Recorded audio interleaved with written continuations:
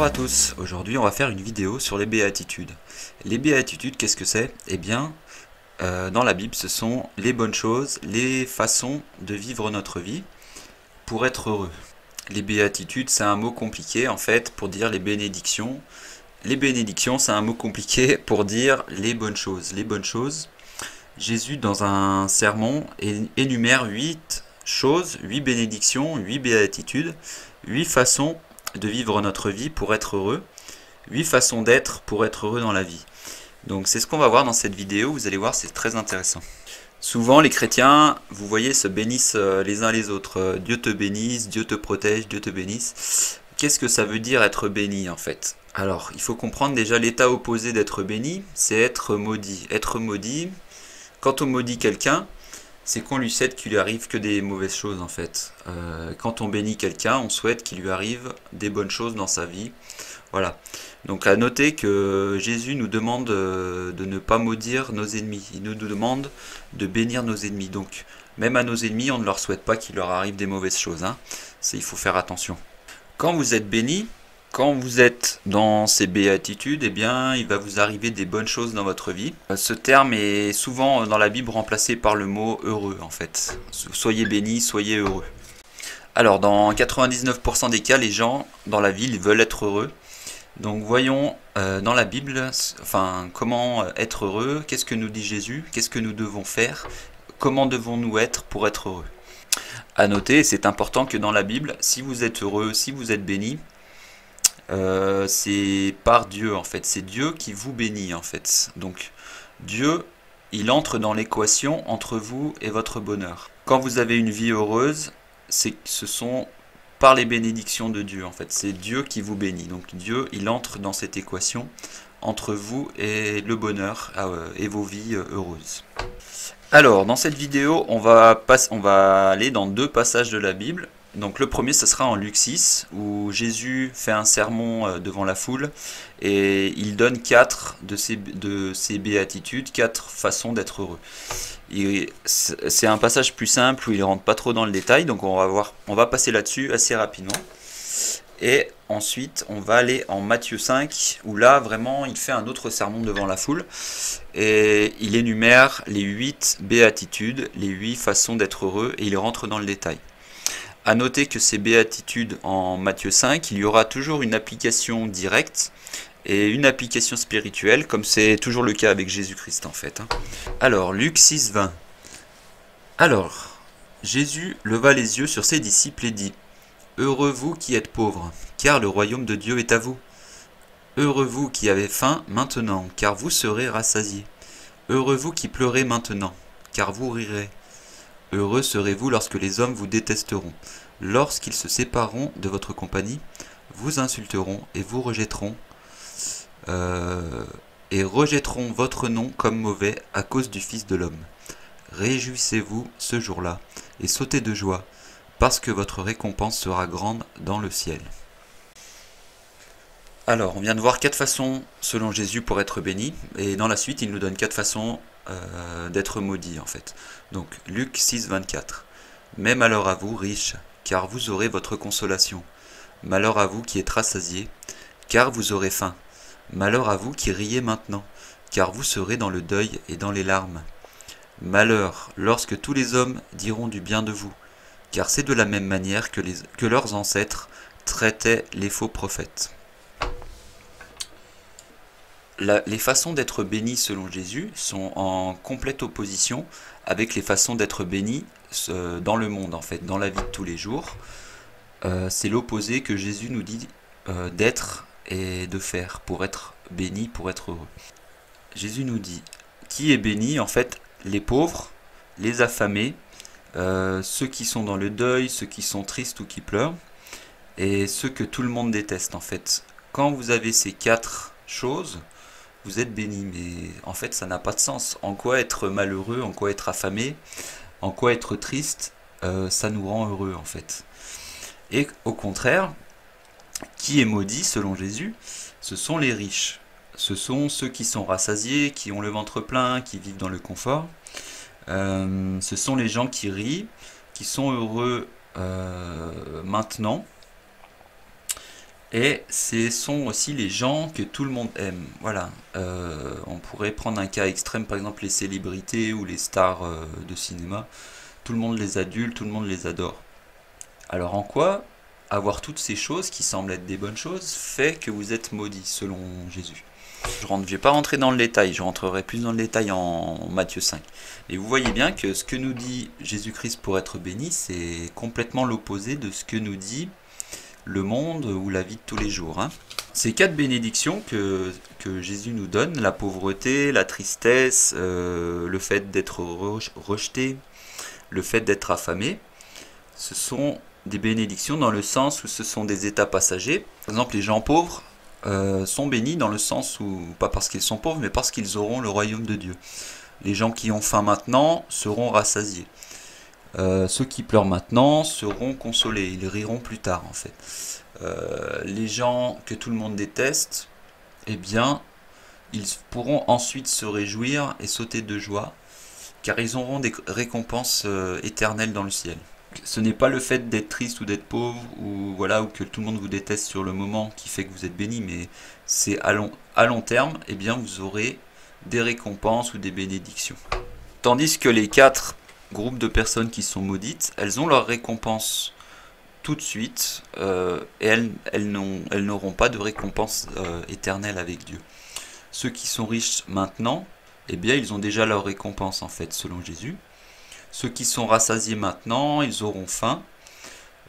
Voilà, donc ça il y a une part objective, mais il y a une part très spirituelle dans ces considérations, et c'est ce qu'on va voir en Matthieu 5. C'est une chose qu'on voit souvent, c'est un cas extrême, mais chez les stars de cinéma, les stars d'Hollywood. Ce sont des gens extrêmement riches, extrêmement populaires, qui ne sont pas affamés, hein, et que tout le monde adore. Mais on voit souvent qu'ils ont des phases où ils pètent un câble, en fait, ils deviennent complètement fous parce ils ont toutes ces choses, toutes ces gratifications dans la chair, dans leur vie, mais quand même ils sont malheureux. Alors, qui a raison? Qui a raison entre la façon de voir le monde, d'appréhender le bonheur selon le monde ou selon Jésus-Christ? Pour moi, Jésus-Christ a raison, hein, bien entendu. Donc on va aller maintenant en Matthieu 5 et on va détailler ces 8 bénédictions et vous allez voir que ça va être beaucoup plus détaillé. Et il y aura à chaque fois une application objective dans la vie de tous les jours et une application spirituelle en fait. Alors en Matthieu 5, c'est le prêche de Jésus devant la foule où il énonce ces 8 bénédictions. Et Jésus nous dit ce que nous devons faire ou comment on doit être pour être heureux. Donc on va prendre ces 8 bénédictions dans l'ordre et je vais déjà lire en entier ce passage. Donc, alors Matthieu 5,3. Bénis sont les pauvres en esprit, car à eux est le royaume du ciel. Bénis sont ceux qui sont dans le deuil, car ils seront consolés. Bénis sont les dociles, car ils hériteront la terre. Bénis sont ceux qui ont faim et soif de droiture, car ils seront rassasiés. Bénis sont les miséricordieux, car ils obtiendront miséricorde. Bénis sont les purs de cœur, car ils verront Dieu. Bénis sont ceux qui procurent la paix, car ils seront appelés enfants de Dieu. Bénis sont ceux qui sont persécutés pour l'amour de la droiture, car à eux est le royaume du ciel. Bénis êtes-vous quand on vous injurie, et quand on vous persécutera, et qu'on dira toutes sortes de mal faussement contre vous, à cause de moi. Alors, vous voyez que dans ce passage, contrairement à Luc 6, si je ne me trompe pas, il rentre plus dans le détail et il nous donne plus de façons d'être béni. Donc, on va prendre dans l'ordre chaque bénédiction, chaque façon de vivre notre vie pour être heureux. Alors, la première, c'est cela. Bénis sont les pauvres en esprit, car à eux est le royaume du ciel. Bénis sont les pauvres en esprit, car à eux est le royaume du ciel. Donc vous voyez que ça correspond au passage précédent, sauf que là, en fait, il nous dit que les pauvres, ces pauvres, ils sont pauvres en esprit, et ils auront ce royaume du ciel. Qu'est-ce que ça veut dire être pauvre en esprit? Il ne faut pas prendre ça en pensant que ça veut dire qu'il faut être une personne pas spirituelle du tout, très pauvre spirituellement. Non, là en fait ça s'applique aussi aux richesses, à l'argent, à la façon dont on mène notre vie avec notre argent en fait. Donc être pauvre en esprit, cela veut dire vivre une vie avec une mentalité de quelqu'un raisonnable ou pauvre, ou voilà. Alors ce n'est pas forcément une bénédiction d'être pauvre, hein. Vous savez que dans la Bible, Dieu nous encourage plutôt à être ni pauvre ni riche, hein. Ce n'est pas parce que vous êtes quelqu'un de pauvre que vous êtes quelqu'un de bien ou de mauvais, en fait, ça n'a rien à voir. Il y a des gens qui sont pauvres parce qu'ils n'ont pas de chance, et puis il y en a qui sont pauvres parce qu'ils sont juste feignants, en fait. Donc ça n'a rien à voir. Le fait d'être pauvre ou riche, en fait, la quantité d'argent que vous avez ne fait pas de vous quelqu'un de bien ou de mauvais. Il faut faire attention à ça. Être pauvre en esprit, c'est quoi? C'est être humble et ne pas afficher de façon ostentatoire nos richesses. Et essayer à aspirer à avoir des vies simples et humbles, en fait. Donc une personne riche, avec beaucoup d'argent, peut quand même être humble et être pauvre dans l'esprit, en fait. Vivre une vie simple, quelle que soit la quantité d'argent sur son compte en banque. Pourquoi ces gens qui sont pauvres en esprit sont bénis? Jésus nous dit parce qu'ils auront et est à eux le royaume du ciel. En fait, spirituellement, c'est une façon de voir le salut par les œuvres et le salut par la grâce. C'est une chose que j'ai déjà abordée dans pas mal de vidéos, hein.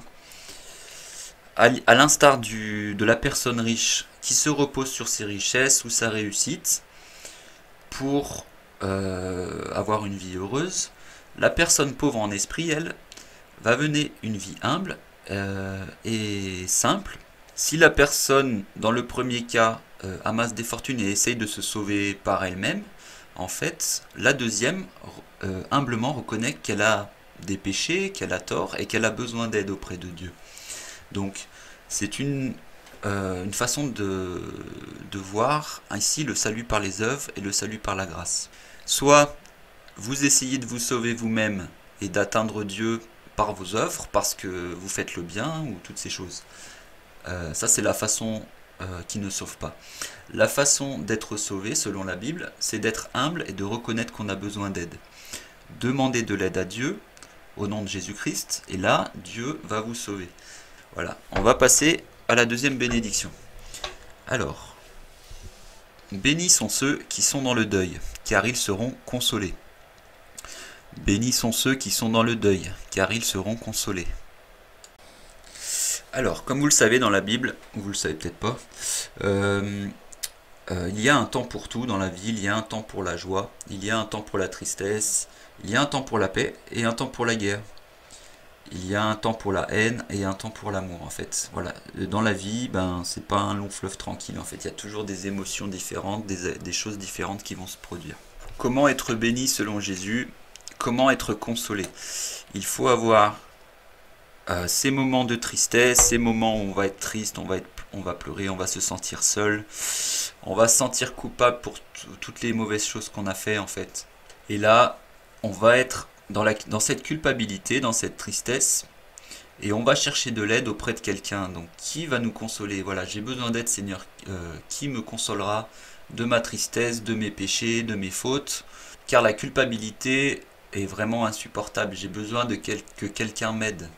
Et ce consolateur, eh bien, c'est Dieu lui-même. Quand humblement on reconnaît qu'on a des erreurs, on a des péchés, on a fait du mal aux autres, on demande à Dieu de nous pardonner nos péchés et de nous consoler. Et voilà. Et c'est là, en fait, qu'on trouve ce réconfort en Dieu, car comme selon la promesse de Jésus-Christ, ceux qui confessent leurs péchés à Dieu directement, on le fait dans notre cœur en priant, eh bien Dieu nous pardonne nos péchés, mais il fait plus que pardonner nos péchés, en fait. Il nous les pardonne, mais il nous les oublie, il ne nous les comptera pas. Et comme dit la Bible, d'aussi loin que l'Est est de l'Ouest, aussi loin êtes-vous séparés de vos péchés. Donc c'est dans cette relation à Dieu, en lui confiant nos fautes et nos péchés, notre tristesse, que on va retrouver ce réconfort et cette consolation. Donc ça, c'est une façon d'être heureux selon la Bible, hein. Alors, la troisième béatitude. Bénis sont les dociles, car ils hériteront de la terre. Bénis sont les dociles, car ils hériteront la terre. Qu'est-ce que c'est être docile? C'est être modeste, c'est être serein, c'est être dans la paix, dans la docilité en fait. La docilité, c'est quelque chose qui est très mal vu maintenant. On nous encourage à être des rebelles, à se rebeller. La modestie n'est pas vue d'un très bon œil. En fait, être modeste, être docile, c'est très mal vu dans le monde en fait. Mais pourtant, Jésus nous dit d'avoir ces qualités pour être béni, d'avoir une vie heureuse. La gentillesse, l'humilité, la patience. Dans le monde, on vous dit que c'est une faiblesse. Si vous avez ces qualités, vous êtes quelqu'un de faible. Tout le monde va vous marcher sur les pieds et vous serez le paillasson de tout le monde. Voilà, si vous pardonnez aux autres, si vous vous excusez lorsque vous faites du mal aux autres, si vous pardonnez, eh bien là, vous serez des faibles. Ça, c'est ce que nous dit le monde. C'est ce que nous dit le monde. Hein. Dans la Bible, c'est l'opposé. Hein. C'est une très bonne chose, en fait, de reconnaître ses fautes, de s'excuser, d'être docile, d'être patient, d'être humble, d'être gentil, en fait, quelqu'un de gentil. Dans la Bible, eh bien, c'est une bénédiction. Si vous avez une attitude telle, eh bien, vous serez heureux dans votre vie. Alors, là, qu'est-ce qu'il nous dit Jésus pour ces gens dociles, en fait? Ils hériteront la terre. Qu'est-ce que ça veut dire? C'est une référence, en fait, à la promesse qui se trouve dans la Bible. Spirituellement, être humble et être docile et reconnaître ses fautes et pardonner et demander le pardon, ce sont des qualités qui font que vous hériterez de la terre. Mais en quoi en fait?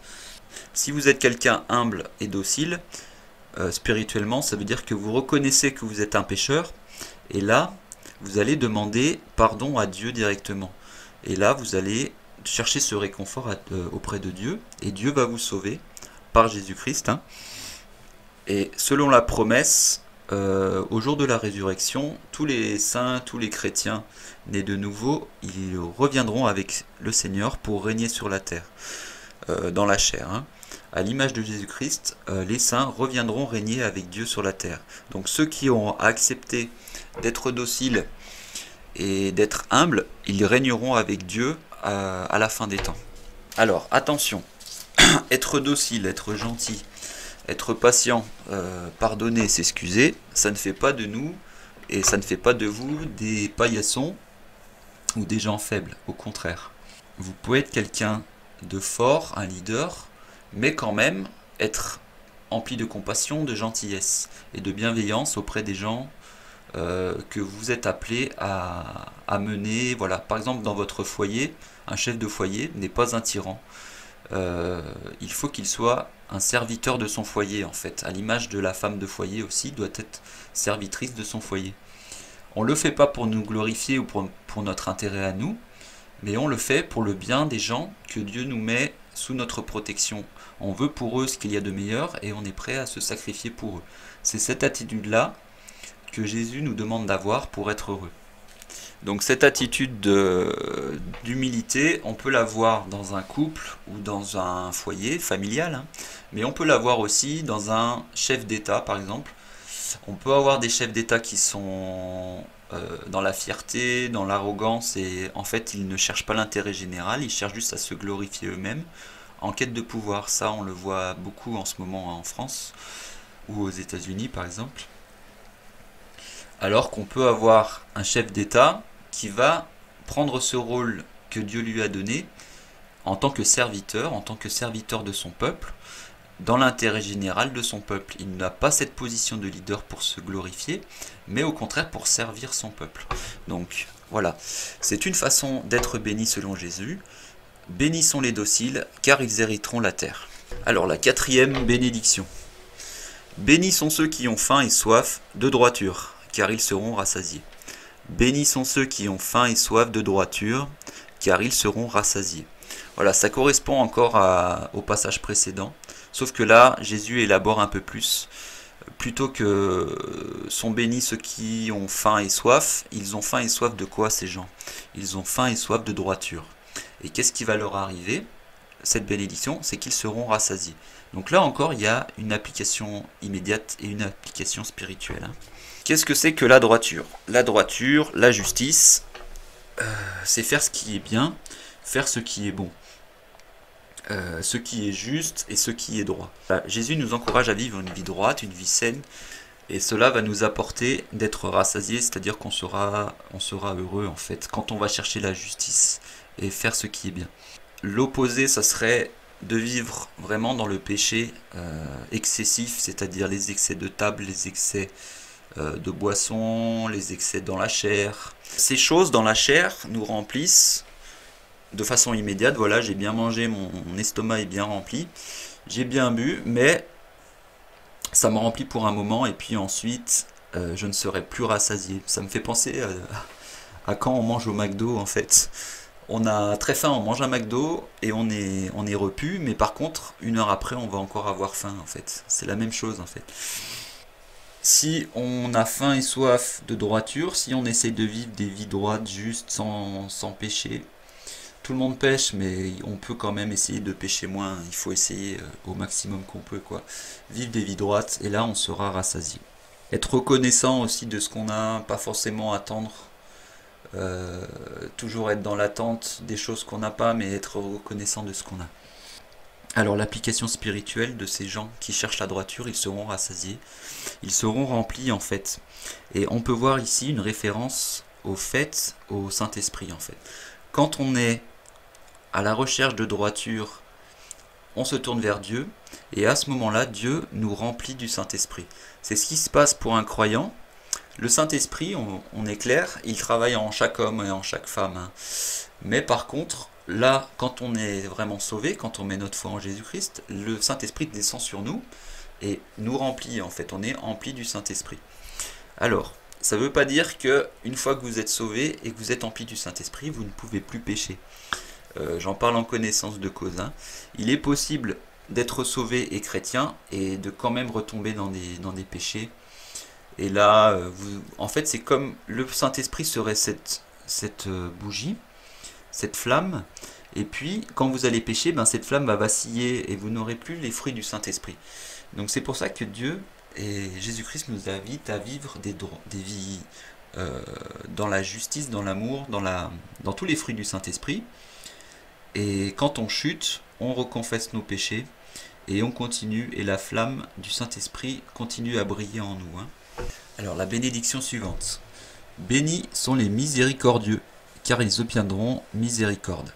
Bénis sont les miséricordieux, car ils obtiendront miséricorde. Qu'est-ce que c'est que la miséricorde? C'est encore un mot compliqué. La miséricorde, en fait, c'est quand quelqu'un nous fait du mal, on lui pardonne. On pardonne à ceux qui nous font du mal, voilà, comme nous le dit dans la prière. Pardonne-nous nos péchés comme nous pardonnons à ceux qui nous ont offensés. Être miséricordieux, c'est pardonner à ceux qui nous ont fait du mal. Et c'est avoir de la pitié pour les autres. La pitié, encore une fois, c'est un terme qui est très mal vu maintenant. Mais avoir de la pitié pour les autres, c'est-à-dire prendre en considération les autres. Pardonner, dans la Bible, c'est une grande bénédiction. Si vous restez sur votre colère, ou voilà, les gens vous ont fait du mal donc vous ne pardonnez pas, ça a des conséquences néfastes dans votre vie en fait. Pardonner à quelqu'un, ça nous enlève ce poids. Vous nous avez fait du mal, mais je te pardonne, voilà, j'oublie et j'essaie d'être comme Dieu en fait. Je te pardonne, mais j'oublie aussi et je ne te ressors pas 6 mois plus tard, voilà, tu m'as fait du mal 6 mois plus tard, ah ben là, il y a 6 mois tu m'as fait ça. Non, on pardonne et on oublie et on passe à autre chose. Et cette attitude-là, vraiment, ça va nous bénir dans notre vie, ça va nous rendre joyeux et heureux en fait. Hein. Ne cherchons pas la vengeance, et plutôt pardonnons. Voilà, c'est ce que nous demande de faire Jésus-Christ. Hein. Alors, la bénédiction suivante. Bénis sont les purs de cœur, car ils verront Dieu. Bénis sont les purs de cœur, car ils verront Dieu. Comment voir Dieu? Selon Jésus, il faut être pur de cœur. Qu'est-ce que ça veut dire être pur de cœur? Alors spirituellement, c'est une référence encore une fois à la promesse que les purs de cœur, si vous voulez, ça serait les gens nés de nouveau en Christ, les gens qui sont sauvés par Jésus-Christ. Ils verront Dieu. C'est la promesse que les saints verront Dieu à la fin des temps. Nous serons avec Jésus-Christ au paradis et puis nous pourrons voir Dieu le Père en fait. Dieu le Père dans la Bible, c'est ce Dieu invisible que personne ne peut voir. Mais la promesse qui nous est faite, nous, les purs de cœur, on va dire, les saints, les croyants sauvés, ils verront à ce moment-là la face de ce Dieu invisible. Hein. Donc ça, c'est l'application spirituelle, c'est la promesse qui se trouve dans la Bible. Qu'est-ce que ça veut dire être pur de cœur en fait? Est-ce que ça veut dire qu'on va jamais pécher, qu'on va être quelqu'un de parfait sur cette terre? Non. Être pur de cœur, quand qu'on est sauvé par Christ, en fait, on est purifié. C'est cette idée en fait que nous venons avec tous nos péchés, notre robe salie, et qu'en mettant notre foi en Christ, eh bien là, il va nous, lui, par son sacrifice sur la croix, purifier notre robe et rendre notre robe blanche et pure. Et par ça, par notre foi, c'est lui qui nous sauve, et nous serons purifiés, et nous aurons droit d'être avec Dieu et de voir Dieu. Un cœur pur, c'est un cœur sincère, un cœur humble, qui reconnaît qu'il est un pécheur, qu'il a un problème, et qu'il a besoin d'aide en fait. Qui va m'aider? J'ai tout, cette culpabilité, ces péchés, j'ai fait du mal autour de moi. Qui va m'aider? Eh bien, c'est là que Dieu va nous aider. Dieu, en fait, Jésus-Christ, on m'a dit ça il n'y a pas longtemps. Jésus-Christ, en fait, pour toi, c'est une béquille sur laquelle tu t'appuies parce que tu te sentais mal, en fait. Eh bien, oui, absolument. C'est bien ce que nous propose Jésus, en fait, dans la Bible. Jésus-Christ nous demande de nous appuyer sur lui et de nous sortir de ce trou, en fait. Donc oui, Jésus-Christ est notre béquille, si vous voulez. C'est ça qu'il nous propose, en fait. Et c'est ça qui est magnifique. C'est ça qui est beau dans la parole de Dieu. Dieu nous tend la main, il nous donne cette béquille et nous fait la promesse que si nous mettons notre foi en Jésus-Christ, eh bien, on va vraiment grandir, on va vraiment sortir de ce gouffre dans lequel on s'est enfermé, en fait. Moi, c'est ce qui m'est arrivé. J'étais dans une grosse dépression, une dépression chronique. Ça a duré une dizaine d'années, quoi. C'était horrible. J'étais vraiment au fond du trou. Et j'ai trouvé cette béquille en Jésus-Christ. Alors, pour ceux qui ne croient pas, ils vont penser que c'est juste psychologique, en fait. Mais pour un croyant sauvé qui a vraiment sa foi en Jésus-Christ, nous, on a vraiment ressenti que cette béquille marche spirituellement et on ressent vraiment la présence de Dieu tous les jours auprès de nous, quoi. C'est vraiment la béquille ultime, en fait. Donc, n'ayez pas peur. Si vous sentez que vous avez besoin d'aide, eh bien, essayez de demander à Dieu de vous aider, de passer par cette béquille qui est Jésus-Christ. Et vraiment, ça marche. Hein. Enfin, pour moi, c'est évident que ça marche parce que j'ai trop de signes dans ma vie pour en douter. Mais voilà, si vous n'êtes pas sûr, eh bien, pourquoi ne pas essayer en fait? Vous n'avez vraiment rien à perdre à essayer de prier Dieu et à lui faire confiance en fait. Alors, la bénédiction suivante. Bénis sont ceux qui procurent la paix, car ils seront appelés enfants de Dieu. Bénis sont ceux qui procurent la paix, car ils seront appelés enfants de Dieu. Alors, procurer la paix, qu'est-ce que c'est? Procurer la paix, il y a encore là aussi deux façons d'appréhender ce passage de la Bible. Procurer la paix dans la vie de tous les jours, c'est être un médiateur en fait, entre les gens.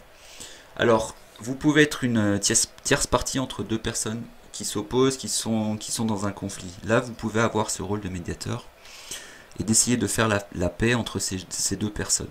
N'allez pas jeter de l'huile sur le feu, ne vous lancez pas dans des ragots. Essayez de procurer la paix dans ce conflit et de trouver une solution pour eux ou d'essayer de les aider, de les écouter, trouver une solution qui sera bénéfique aux deux parties en fait.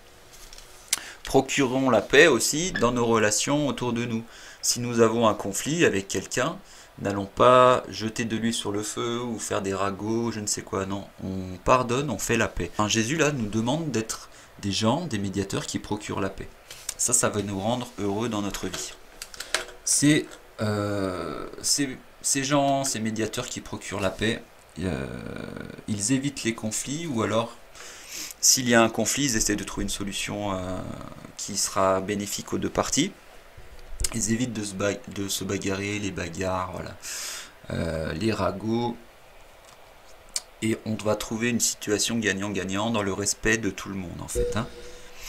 Alors, l'interprétation spirituelle, maintenant. Ceux qui procurent la paix seront appelés enfants de Dieu. Ceux qui procurent la paix dans la Bible, ce sont les semeurs de la parole de Dieu. Ce sont ceux qui évangélisent en fait. Parce qu'il faut bien comprendre que les enfants de Dieu, ce sont ceux qui mettent leur foi en Jésus-Christ. Il y a cette idée dans le monde en fait que en fait on est tous enfants de Dieu et puis voilà, on ira tous au paradis. Ce n'est pas ce que dit la Bible, faites attention. Dans la Bible, vous êtes, si vous n'êtes pas sauvés, en conflit. Alors Dieu vous aime, bien sûr, il veut que vous soyez sauvés, mais vous êtes en conflit avec Dieu, car vous êtes rebelles, vous n'acceptez pas de vous tourner vers Dieu par Jésus-Christ. Donc vous êtes dans ce conflit avec Dieu. Ceux qui procurent la paix, alors là c'est Jésus-Christ bien sûr, parce que Jésus-Christ, entre vous et Dieu le Père, il y a ce conflit, parce que vous ne vous tournez pas vers Dieu le Père.